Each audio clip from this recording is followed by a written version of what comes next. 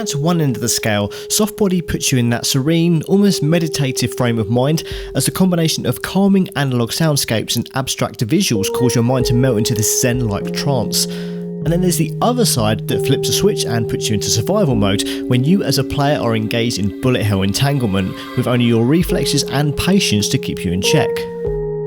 Soft Body is a game that offers utter simplicity, as the very best indie games tend to do. Controlling up to 2 snake-like organisms, a main controllable snake and its ghost, either separately using dual analog sticks or as a combined whole using one, players complete levels by performing multiple tasks such as using the main snake to fill blocks by floating near them, using its ghost to push a dot along a path, or combining the snake and its ghost to eradicate enemies through touching them. Being touched by enemies or their projectiles will of course kill you, wherein you are instantly able to start that level again, Super Meat Boy style.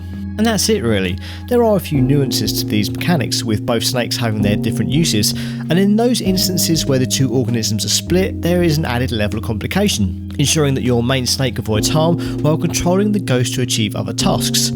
Although for the most part when it comes to the standard game, it's easy to keep both organisms combined. While every chapter sticks to a different set of aesthetics, the basics are very much the same throughout.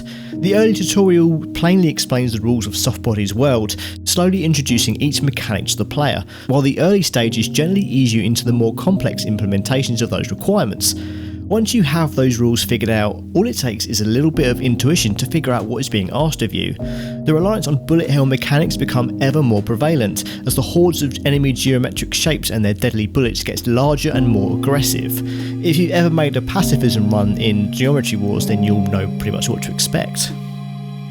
The main mode doesn't take too long to rush through depending on your skill, and there were certainly a few levels that were a sticking point for some time, especially the chaotic final level. However, multiple modes are soon unlocked, from hard modes to new game plus modes that really test what you've learnt so far. The hard game mode is especially devious, demanding that you're constantly focused on moving both snakes independently, avoiding attacks while still solving puzzles, and this is where the skill-based nature of Soft Body may lose players.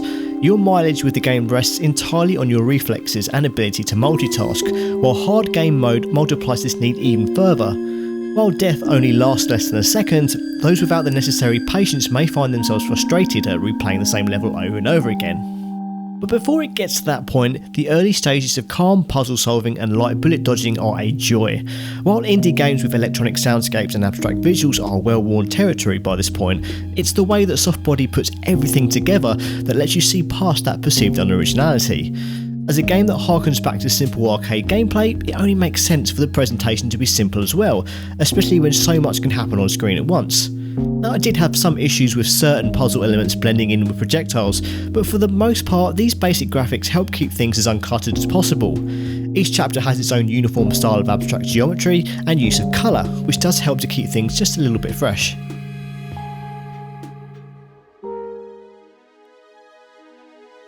The early stages where soothing presentation and relaxed gameplay merge together to create a beautiful experience.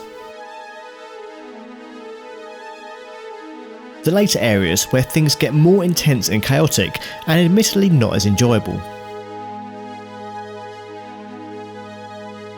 Soft Body straddles a line between soothing puzzle solving and chaotic twitch gameplay, and it's arguably most enjoyable when it's offering the former. Despite this, there is a lot to love here, especially when the intuitive mechanics and simple controls are such a joy to experience.